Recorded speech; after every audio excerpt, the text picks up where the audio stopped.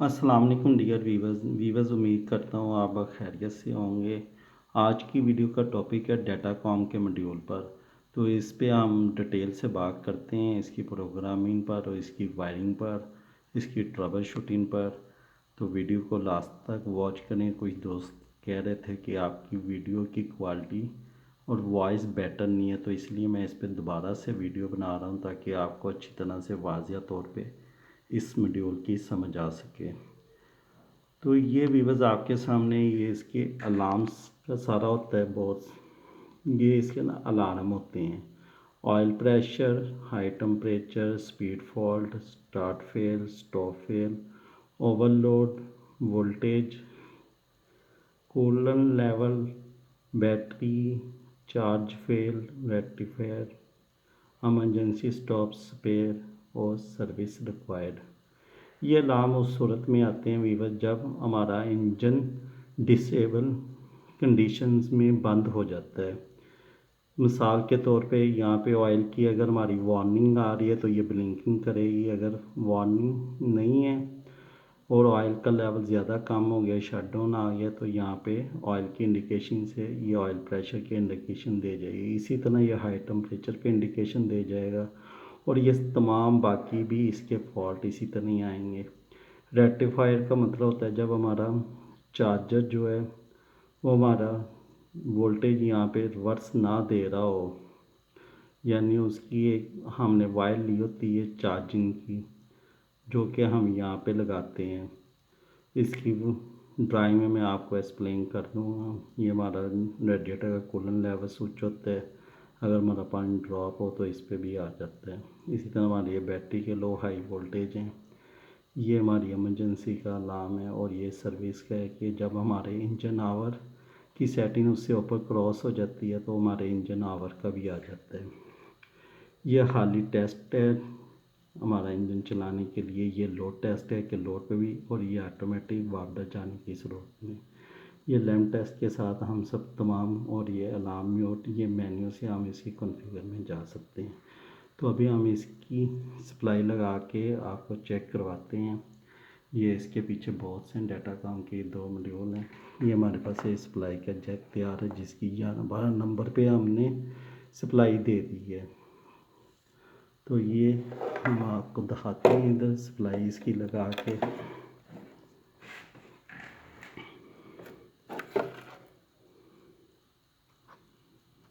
ये इसकी 11-12 नंबर की सप्लाई है जिस पे हम इसको कनेक्ट करते हैं।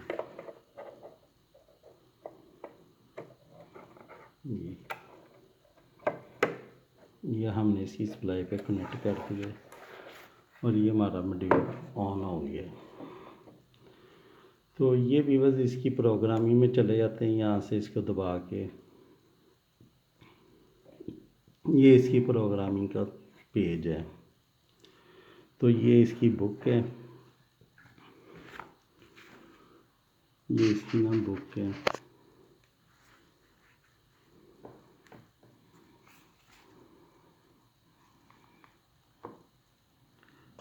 ये डाटाकॉम की बुक है और ये इसकी प्रोग्रामिंग में हम जा चुके हैं।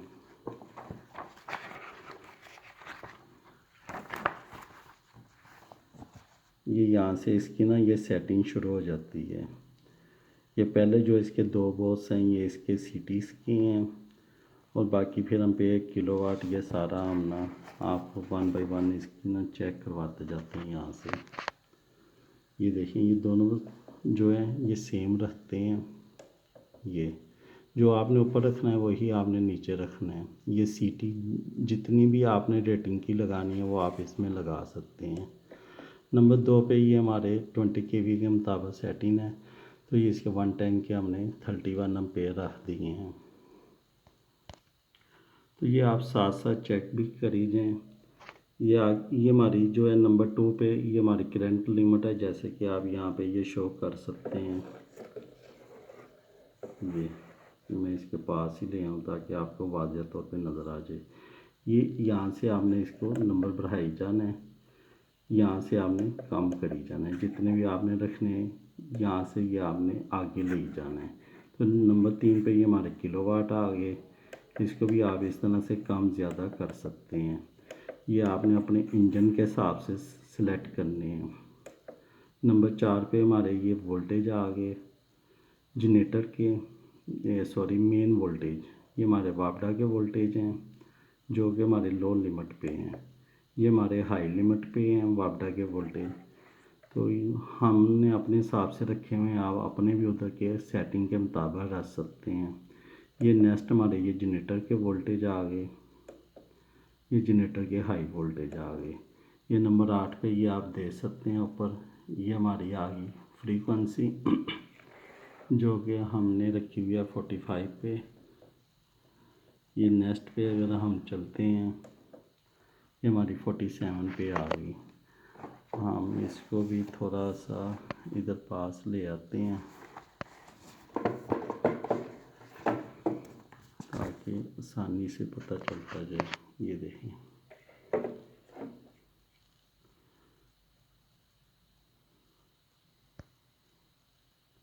अभी हम नंबर 8 पे जाने लगे हैं। ये नंबर 10 पे आ गए हैं जो कि 54 है, 57 है। ये हमारे बैटरी के वोल्टेज हैं 9 नंबर पे। ये इसके हाई वोल्टेज हैं, ये आप इसको कम कर सकते हैं इस तरह से। ये नंबर 13 पे हमारे हाई बैटरी वोल्टेज हैं।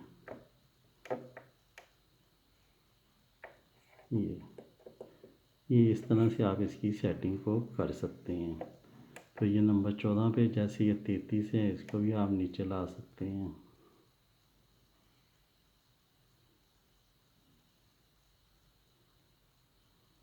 ये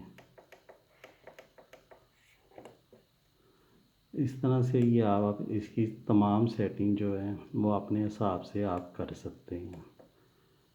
इसमें कोई ऐसा मसला नहीं है, सिर्फ आपके पास बुक होनी ज़रूरी है।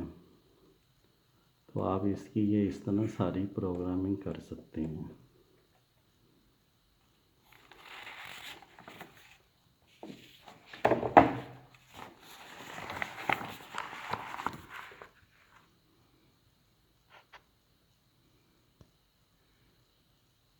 जी,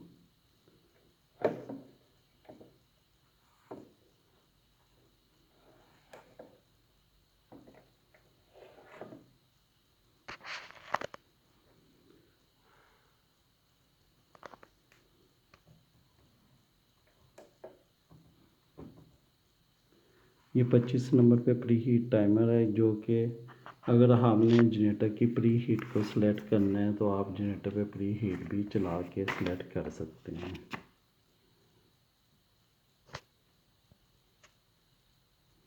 ये प्री हीट टाइमर की है 25 नंबर पे। वेट बिट फॉर स्टार्ट है, ये 26 पे प्री हीट टाइमर है। ये आप फ्यूल से पहले अगर आपने कोई टाइम यहाँ पे देना है तो वो आप दे सकते हैं कि इतने टाइम के बाद हमारा फ्यूल ऑन हो। तो ये तमाम सेटिंग्स आप दे सकते हैं। इसी तरह आपने इसको आगे आगे बढ़ाते जाना है, जो जो पैरामीटर्स आपने सेट करने हैं वो आप कर सकते हैं। ये नंबर 27 है, स्टार्ट टाइमर है। ये नंबर 28 पे आ जाए तो ये है हमारा वेट बिटवीन स्टार्ट। तो ये इसी तरह ही आप ये सारी इसकी मैं आपको प्रोग्रामिंग दिखा देता हूँ। आप मॉड्यूल पे इसकी टाइमिंग्स को सिलेक्ट कर सकते हैं।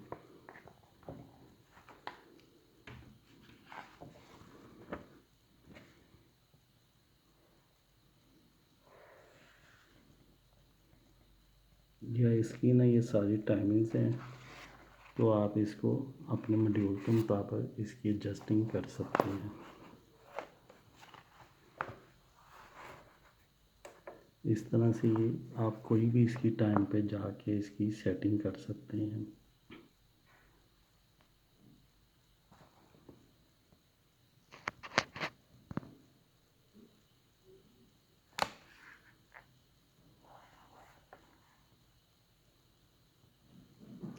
ये कल भी मैंने वो सारी आपको लास्ट टाइम दिखाई थी, और ये मॉड्यूल की भी मैंने आपको बता दी है कि इस पर किस तरह से प्रोग्रामिंग करते हैं।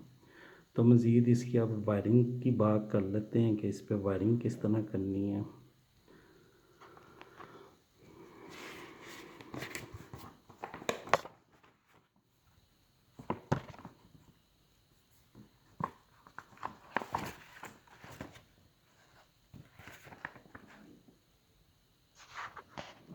तो वीवर्स ये इसकी ना वायरिंग का है। पहले मैं इसकी यहाँ से आपको ना वायरिंग का समझा देता हूँ, फिर पीछे मॉड्यूल पे भी जाके आपको वायरिंग के बारे में बता दूँगा।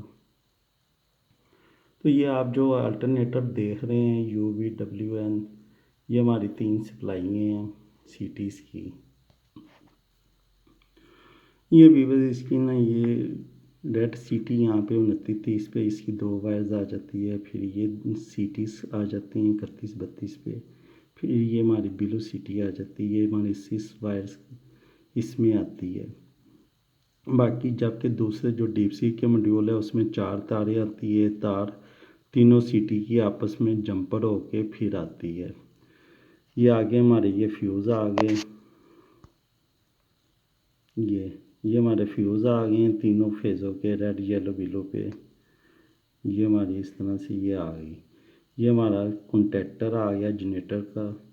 इसकी इन्होंने न्यूट्रल यहाँ से डायरेक्ट दे दी है और इसका जो ये फेज़ है ये इन्होंने यहाँ पे जो हमारी मेन का कंटेक्टर है, वार्डा साइड का कंटेक्टर है, उसकी इंटरलॉक से गुजार के, जैसे कि इलेक्ट्रिक इंटरलॉक होती है, यहाँ पे 1 नंबर पे इन्होंने लगा दी।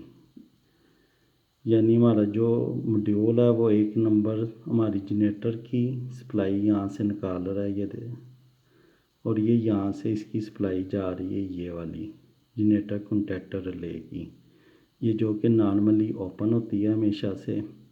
और ये यहाँ से इसके मेन के कंटेक्टर की इलेक्ट्रिकल इंटरलॉक यानी नॉर्मली क्लोज पॉइंट से हमारे जनरेटर में जा रही है। जबकि हमारे वार्डा की ये हमारी 3-4 सप्लाई हैं वार्डा की।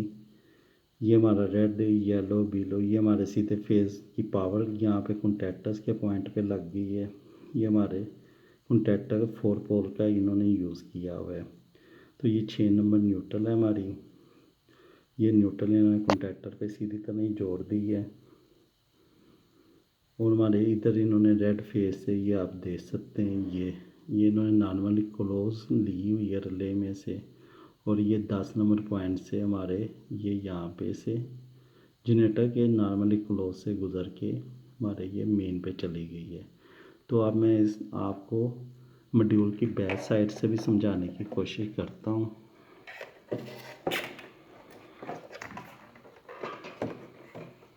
ये देखें आप, ये हमारी ये 5 नंबर जो है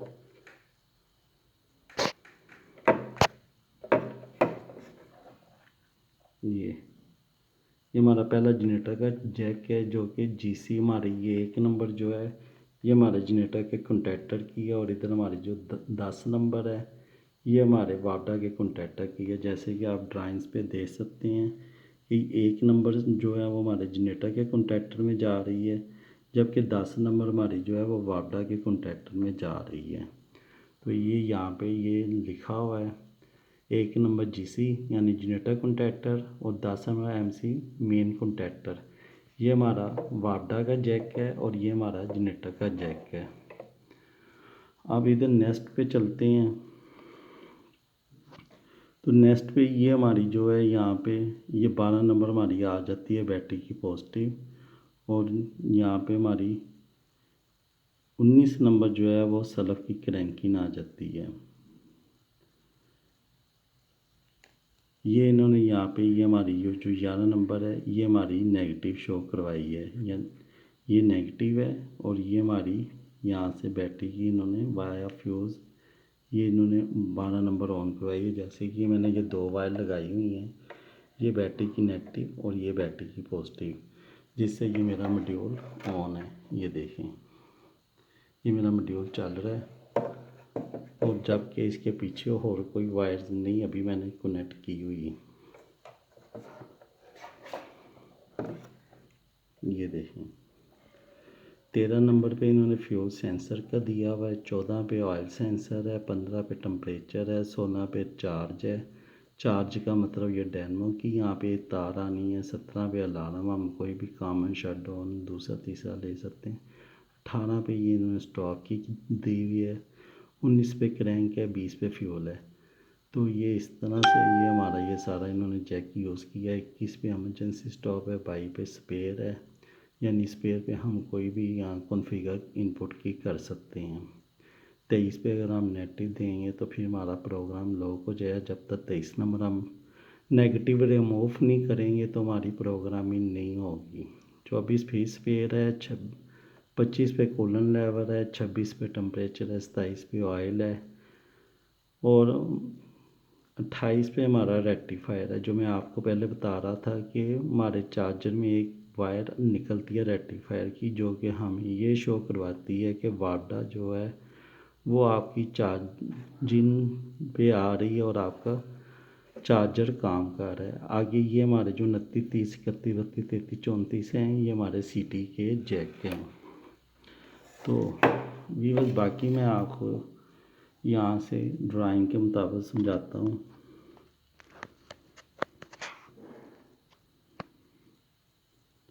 ये अब 11 नंबर तो ये मेरी नेगेटिव होगी 12 वोल्ट की, ये मेरी पॉजिटिव होगी।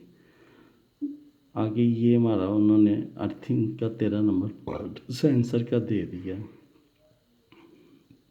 19 पे मेरी वायर रिले, यहाँ पे हमने जैसे ये मैं छोटी सी एक ड्राइंग बनाई हुई है, इस तरह से मेरी रिले लगनी है। ये मेरी नेगेटिव हो जाती है, ये मेरी 19 नंबर ये पॉजिटिव जो है ये वाली आ गई यहाँ पे रिले पे। फिर यहाँ से इसका ये हमारा नॉर्मली कॉन्टैक्ट है, इस ये मेरी बैटरी की पॉजिटिव आ जाएगी, जैसे कि आप ये यहाँ पे शो कर रहे हैं, और ये आगे स्लब को चली गई। ये समझ लें ये मेरी 12 वोल्ट की रिले है, ये वाली, ये 12 वोल्ट की पॉजिटिव, ये यहाँ से यहाँ आई, इसने यहाँ से इसको क्लोज़ करवाया, ये पॉजिटिव घूम के यहाँ पे ये मोटर चली और ये मोटर स्टार्ट होगी। इसी तरह ये सारी रिले हैं, इसके आगे आप कोई भी चीज़ चला सकते हैं। ये हमारा 20 नंबर फ्यूल पे है, फ्यूल चला सकते हैं। ये हमारी 18 नंबर स्पेयर आउटपुट है। ये हमारी सारी जो है ना, ये देखें ये वाली, ये हमारी सारी आउटपुट की हैं। आउटपुट किस तरह कॉन्फ़िगर करते हैं वो भी मैं आपको ड्राइंग पे जाके समझा देता हूँ। पहले मैं आउटपुट का आपको कॉन्फ़िगर का तरीका बता दूँ, ये बड़ा ज़रूरी है। हाँ, मेरे इसको भी समझ लें कि इसकी कॉन्फ़िगर ये वाली जो है आउटपुट, ये जैसे अलार्म वगैरह की है, कोई स्पेयर की है, ये किस तरह से होती है। तो वीवर्स, जैसे कि आप ये पैरामीटर्स पढ़ सकते हैं, the parameter from P065 to P082 define the function of relay output. यानी ये हमारा ये 65 से लेके ये 82 तक ये हमारी सारी रिले की आउटपुट के फंक्शन हैं। तो हम इसको किसी को भी यहाँ पे हम एडजस्ट कर सकते हैं। वो कह रहा है द यूनिट है 6 रिले, यानी इस मॉड्यूल में 6 रिले आउटपुट किए हैं, and 2 of them have programmable function, यानी 4 इसकी प्रोग्राम हैं जो कि हम नहीं इसको छेड़ सकते, 2 इसकी फ्री हैं। The fix function relays are fuel start main contactor and generator contactor, यानी 2 इसकी फ्यूल स्लब की हैं और 2 इसके वाडा और जनरेटर के कॉन्टैक्टर की है, जो कि इन्होंने प्रोग्रामेबल की हुई हैं। बाकी उसमें से जो 2 हमारी बचती हैं, रिले 1 एंड रिले 2, वो हम इसकी प्रोग्रामिंग कर सकते हैं। जैसे कि ये सारा पेज आगे हमारे है सामने, तो यहाँ पे ज़्यादातर लोग यहाँ पे कॉमन शटडाउन का अलार्म कर लेते होते हैं, जैसे 10 नंबर अलार्म प्लस वार्निंग है, या फिर ये यहाँ पे कर लेते होते हैं प्री हीट 07 नंबर। तो इससे फिर वो हमारे जनरेटर को एक आउटपुट रिले के तौर पे वो मिल जाता है फंक्शन, जिससे जनरेटर थोड़ी देर के लिए यहाँ पे सप्लाई निकालता है और वो हमारा हीटर्स वगैरह ऑन होते हैं जनरेटर स्टार्ट होने से पहले, और जैसे ही हमारा फ्यूल ऑन होता है हमारा वो हीटर्स बंद हो जाता है। तो ये हमारी आउटपुट के फंक्शन हैं जो कि हम यहाँ से खुद एडजस्ट कर सकते हैं। आगे ये आप की तो हो गई ना स्पेयर आउटपुट। इसके आगे आप कोई रिले लगा के आप अपनी प्री हीट वगैरह कोई भी चीज़ इस आउटपुट पे ऑन कर सकते हैं। ये हमारा रेक्टिफायर फेल हो गया, यानी यहाँ पे हमारा एक कॉन्टैक्ट यहाँ से नेगेटिव का क्रॉस होके इसमें जाएगा, जिससे हमारा रेक्टिफायर फेल की अलार्म आ जाएगा। जब तक इसमें हमारी नेगेटिव नहीं जाती है अपने आप को ओके शो करवाएगा। 16 नंबर पे डेनमो आ जाती है हमारी। 11 पे बैटरी नेगेटिव। 27 ऑयल स्विच होता है जो कि आम हालत में आपस में जुड़ा होता है, जब जनरेटर चलता है तो ये ओपन हो जाता है, और अगर चलते जनरेटर में ये पॉइंट आपस में रिवर्स जुड़ जाए तो अलार्म आ जाता है। 26 पे हमारा हाई टेम्परेचर स्विच है जो कि आम हालत में ओपन होता है, लेकिन जब हमारा इंजन हीटअप होता है तो ये स्विच आपस में शॉर्ट होता है तो यहाँ पे नेगेटिव जाती है, जिससे ये टेम्परेचर स्विच अलार्म दे जाता है। इमरजेंसी स्टॉप की ऑप्शनल होती है कि आप इसको नॉर्मली ओपन भी रख सकते हैं, नॉर्मली क्लोज भी रख सकते हैं। 25 नंबर पे कूलर लेवल स्विच है। इस तरह इसका भी ये ओपन है, इसको आप क्लोज भी प्रोग्रामिंग में जाके कर सकते हैं। फिर ये हमारे नेगेटिव की स्पेयर आ जाती है, अलार्म 1 अलार्म 2। इस पर आप कोई भी नेगेटिव की स्विचेस आप दे सकते हैं। ये टेम्परेचर सेंसर का आ गया, ऑयल प्रेशर सेंसर आ गया, और ये कॉमन आ गई नेगेटिव। ये 23 में प्रोग्राम लॉक आ गई। ये सीटी के आ गए, ये हमारे जनरेटर के फ्यूज़ के सप्लाई आ गई, ये हमारे वापडा के फेज़ वोल्टेज आ गए। ये इन्होंने हमारी इलेक्ट्रिक इंटरलॉक का दे दिया। 1 नंबर हमारी जनरेटर की है और 10 नंबर हमारी वापडा की है।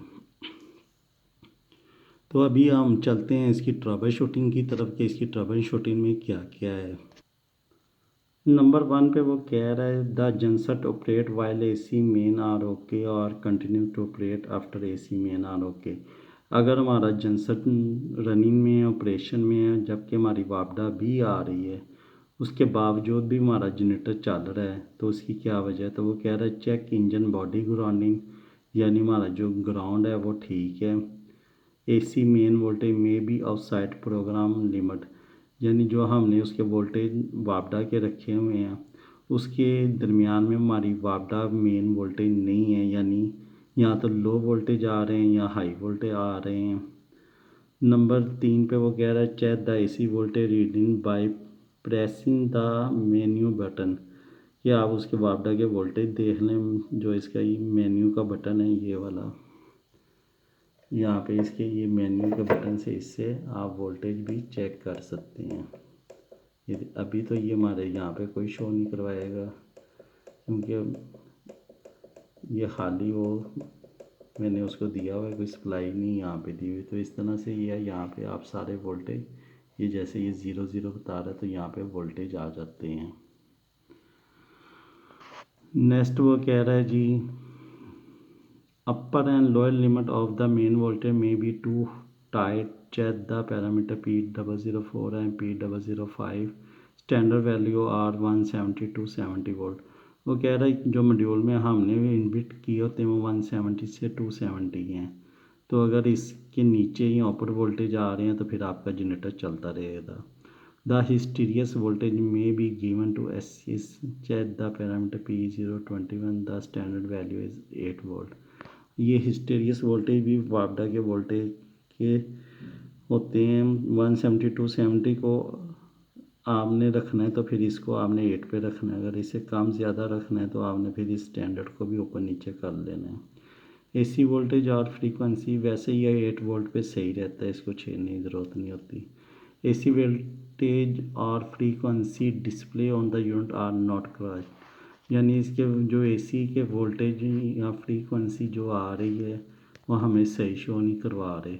तो इसके लिए check engine body grounding necessary अगर ज़रूरत है, यानी ग्राउंडिंग हमारे जनरेटर के लिए बहुत ज़्यादा ज़रूरी है। अक्सर फॉल्ट इसी ग्राउंडिंग की वजह से ही आते हैं। The error margin of the unit is positive slash -3 volt in there are faulty measurement only when the engine is running. There may be a faulty charging alternator or voltage regulator on the engine. Disconnect the charging alternator connection of the engine and check it the error is removed. if there are faulty memory only when main are present, the battery charger may be failed, turn off the rectifier fuse and check। तो वो कह रहा है कि आप अपनी charger की output भी चेक कर सकते हैं, उसकी वजह से भी हमारे वोल्टेज में प्रॉब्लम आ सकती है। Face two phase AC voltage are not correct, although phase to neutral voltage are correct। Incorrect phase order, please connect phase voltage in the correct other। यानी अगर आपने उसको सही तरीके से नहीं लगाए सप्लाई को, तो तब भी ये इशू आ सकता है वायरिंग का। Kilowatt and cos phi reading are faulty. Cos phi power factor को कहते हैं। Although the ampere reading are correct. अगर हमारे किलोवाट सही नहीं आ रहे तो हमारी जो सीटीज़ है वो उसको हमने प्रॉपर नहीं कनेक्ट किया हुआ। Current transformer are not connected to the correct input or some of the CTs are connected with reverse polarity। ये ऐसा हमारी जो ऊपर इसके होती हैं K1 K2 या S1 S2, तो वो हमारी रिवर्स हो जाती हैं, जिस वजह से हमारी नेगेटिव पोलैरिटी होती है, तो वो हमारे किलोवाट पावर फैक्टर सही नहीं शो करवा रहा होता। Short circuit the output of unused current transformer. यहाँ हमने सीटी जो है वो शार्ट हो गई है, या फिर वो हमारी हमने लगाई नहीं है, इस वजह से हमारे वो सही नहीं आ रहे। When the AC main fail, the unit energize the fuel solenoid but does not start and oil pressure LED flashes। यानी वो हमारी वापडा जाने की सूरत में हमारा जनरेटर स्टार्ट नहीं हो रहा, जबकि उसकी फ्यूल सोलिनॉइड भी एनर्जाइज हो रही है, लेकिन उसकी ऑयल प्रेशर इंडिकेशन आई जा रही है। The unit in not supply with battery negative voltage at the oil pressure input. यानी हमारा जो ऑयल प्रेशर स्विच है वो हमारा बॉडी के साथ शॉर्ट नहीं हो रहा, उसकी नेगेटिव हमारे मॉड्यूल तक नहीं आ रही। Oil pressure switch not connected, oil pressure switch connection wire cut, oil pressure switch faulty. यानी ये सारा ऑयल प्रेशर की वजह से है हमारा। The engine does not run off the first start attempt, then the unit does not start again and oil pressure is refreshing। The oil pressure switch closes very lately. As the unit senses on oil pressure, it does not start। When oil pressure switch closes, the unit will start। Optionally, the oil pressure switch may be replaced। यानी हमारा oil pressure जो है उसकी working slow है, जिस वजह से ये मसला आ रहा है। तो भी बस ये कुछ इसकी ट्रबल शूटिंग के इश्यूज़ हैं, या आप इधर थोड़ा सा देख लें। When the AC main fail the engine start to run but the unit give start fail alarm and then the engine stop. और ये नीचे the unit is let to remove engine cranking. तो ये बस वीडियो काफ़ी लंबी हो गई है, इसलिए मुझे इजाज़त दें। बाकी इंशाल्लाह आप जब साइट पे काम करेंगे तो ट्रबल शूटिंग तो आप खुद से भी कर ही सकते हैं। तो दुआ में याद रखें। इंशाल्लाह ये वीडियो आपको पसंद आएगी। चैनल को लाइक शेयर सब्सक्राइब करें। दुआ में याद रखें। अल्लाह हाफिज़।